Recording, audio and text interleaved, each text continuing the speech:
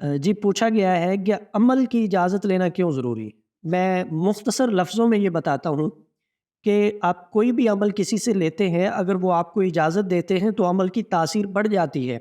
और फिर अमल में अगर कोई ऊँच-नीच हो जाए तो इजाज़त जिन्होंने दी है वो उसको कवर कर लेते हैं। और अमल की इजाज़त जो दे रहा है वो उसका आमिल होता है।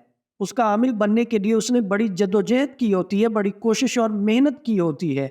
उसके नफ़े और नुकसान को अच्छे से जाना होता है। तो उसका जो मेहनत उन्होंने की होती है, एक इजाज़त के साथ वो सारी मेहनत आपकी तरफ भी मुंतकिल हो जाती है। तो आप अमल की जो नुकसानात हैं उनसे महफूज़ रह जाते हैं। अमल अगर आपका दरमियान में छूट गया है या अमल को आप मुकम्मल तौर पे कर नहीं पाए, तो आपको उस तरह नुकसान नहीं होगा जिस तरह आप बगैर इजाज़त के होगा।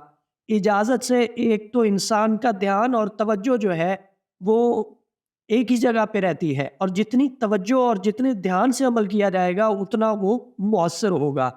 तो अगर आप किसी ज़रूरत के लिए अमल वज़ीफ़ा कर रहे हैं तो उसकी इजाज़त लेना बेहद ज़रूरी है। बगैर इजाज़त के बिल्कुल नहीं करें।